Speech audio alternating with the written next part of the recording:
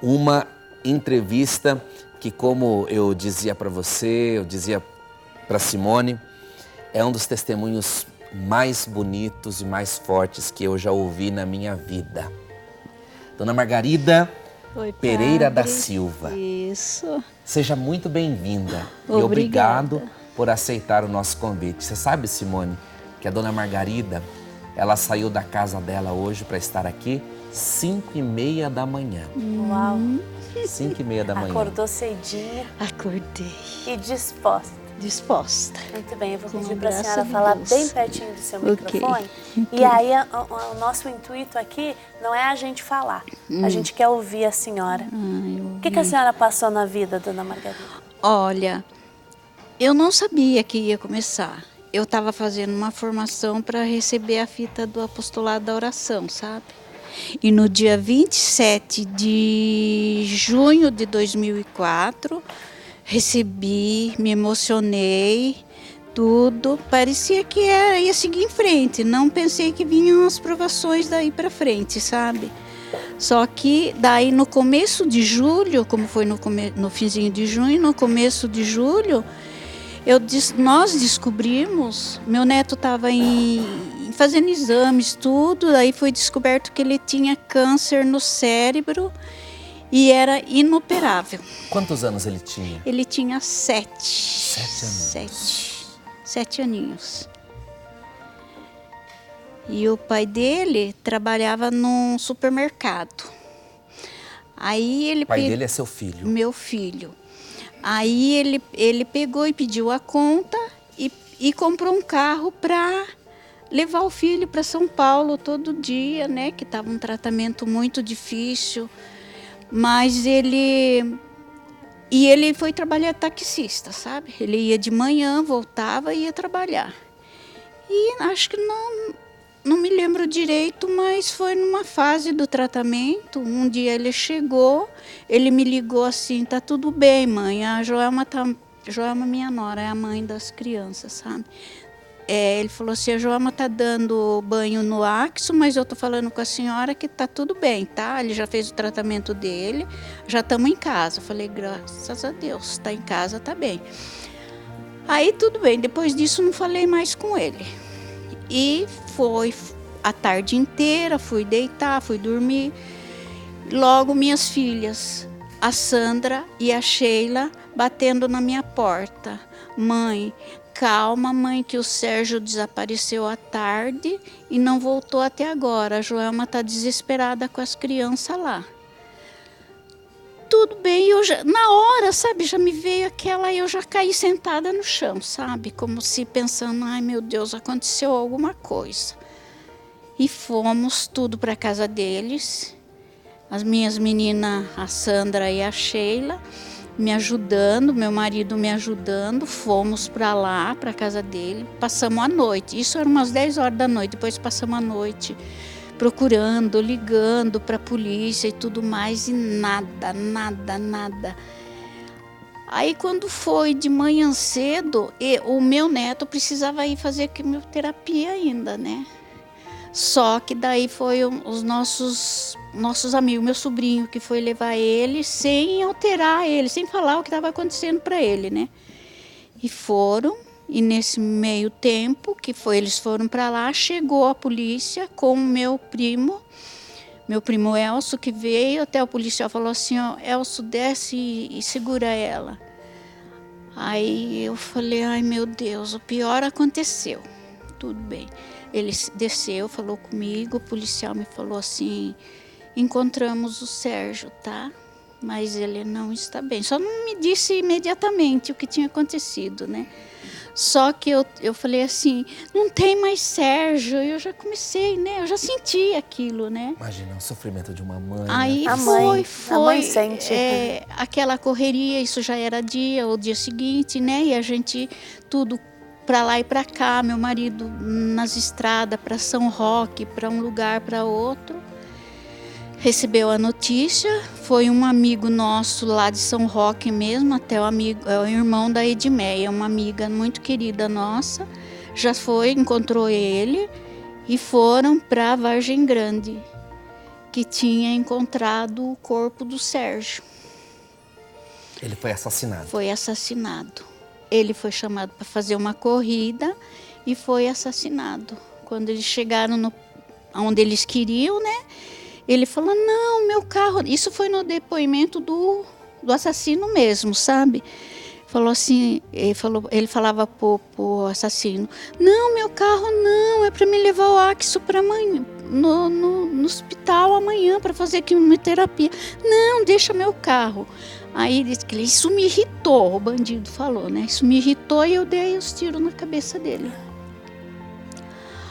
Aí foi esse dia, toda a burocracia, meu marido foi parar para o hospital, que já não estava muito bem de saúde, foi parar para o hospital e eu naquela agonia, esperando o Axel chegar de São Paulo e tudo mais, e a gente naquele desespero, sabia.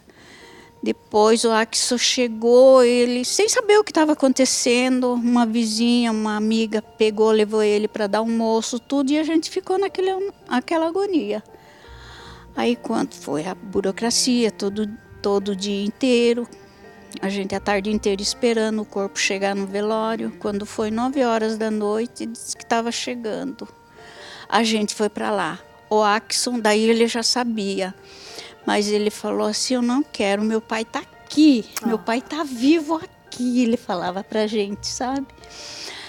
Aí tá bom, a gente não levou ele, mas eu levei a Natália, que tinha a outra filha dele, né? Que tinha 5 aninhos, 5 para 6 aninhos naquela época. Aí eu levei ela até o velório, que a mãe dela consentiu, a gente foi tudo. E quando eu cheguei, eu olhei assim, eu falei, mas não é o Sérgio tá dormindo. Porque ele estava perfeito para uma pessoa que levou tiros na cabeça. Eu não me lembro quantos tiros, mas foram vários. Mas ele não tinha nada de diferente, era o meu Sérgio. Era o meu Sérgio, sabe? Ali, normal, sabe? Aí eu falei pro meu primo que passou o dia junto com ele, eu falei, Léo, o Sérgio sofreu? Ele falou, não. O Sérgio dormiu o dia inteiro até chegar toda a perícia, até resolver tudo. E eu dormi junto com ele. Mas era perfeito, sabe? Até o outro, depois numa oração, o outro dia o padre falou assim para mim, Padre Rogério, deu muito apoio pra gente também, era muito amigo. Ele começou a falar assim para mim, Margarida, você sabe a borboleta? Eu falei, lógico. Ele falou, a borboleta, ela sai do casulo e morre. O Sérgio virou uma borboleta eterna. Que lindo. Muito lindo, muito lindo. E o sofrimento estava só se iniciando na vida da senhora, né, dona Margarida? Só se iniciando. Depois disso, o Axel continuou o seu tratamento de câncer. A gente luta. Na verdade, a gente nem o luto viveu, porque aí a gente começou a cuidar do Axel, né? Queria ver o tratamento dele. E fomos 1 ano e meio. Eu, meu marido, minha nora, os amigos, todos nos ajudando também, sabe? Foi. Depois ele foi só inchando, e tratamento pesado, né? Que é de químio, rádio, tudo. E quando foi em dezembro de 2006, isso com o Sérgio aconteceu em 2004. Aí em 2006, no finalzinho de 2005, comecinho de 2006, ele fez outra tomografia e descobriram outro tumor. Também inoperável. Caramba. Era só tratamento mesmo. Aí ele, como ele estava muito inchado, ele estava pesando quase 100 quilos. Uau. Menino de 9 anos. E aqui nós temos a fotinha dele? Temos. A fotinha dele criança, Simone, antes da doença. Antes da doença. E vire atrás. Uau. Vamos mostrar primeiro. Esse era ele antes da doença. E aqui? Ele nos últimos dias de vida dele.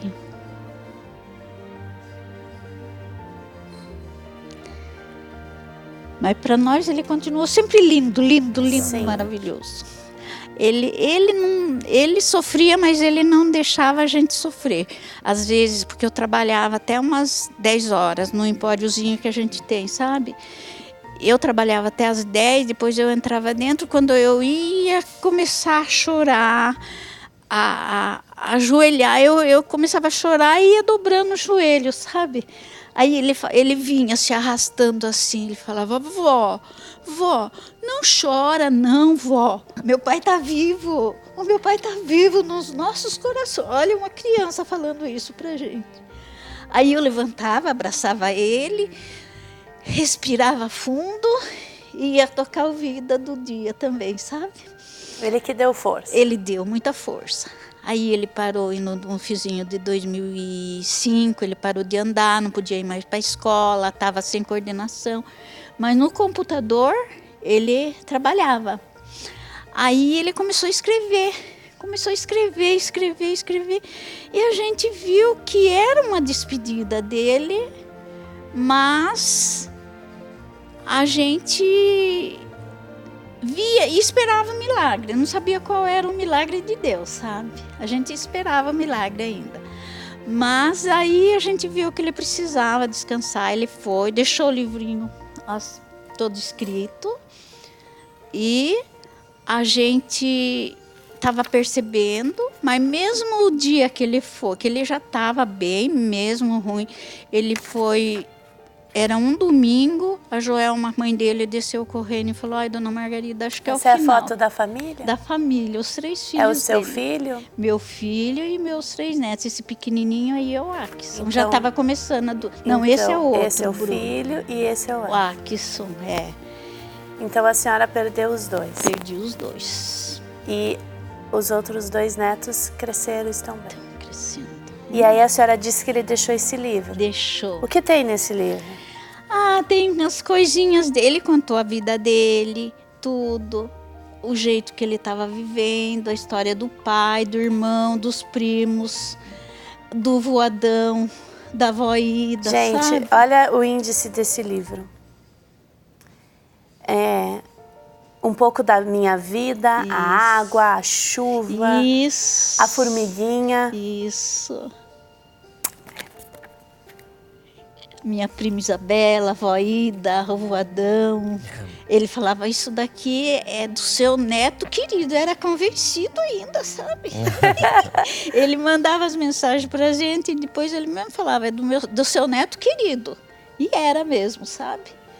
E aí foi. Aí ele foi piorando. Esse domingo, a mãe dele desceu e falou, dona Margarida, acho que é o fim. O Axson agora não consegue levantar para nada, foi para a fralda. Aí tudo bem. Foi segunda, terça, quarta, tudo esses dias ele ficou na casa.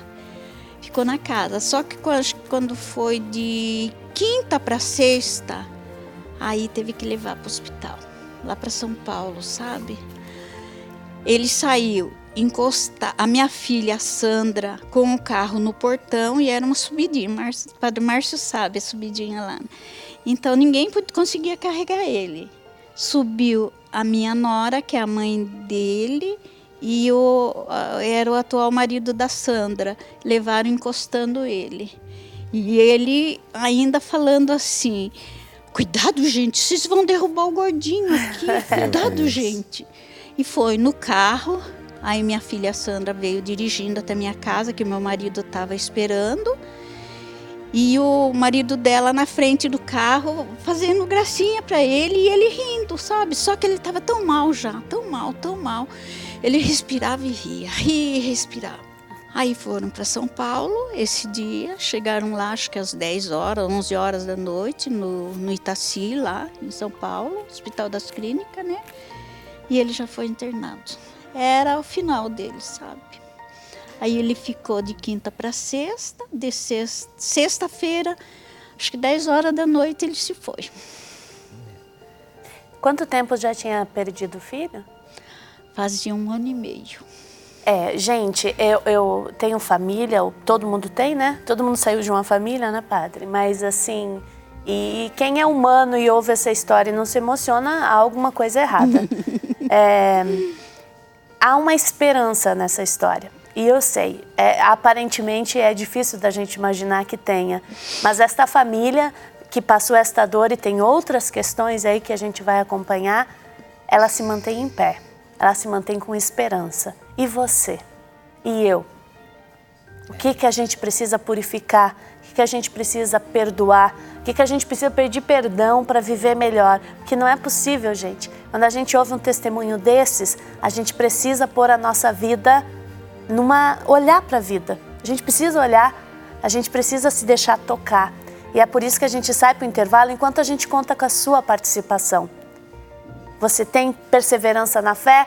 Você segue em frente? Dona Margarida está aqui, com esses olhos azuis e sorriso no rosto, para falar da fé dela nessas dores profundas. A gente já volta.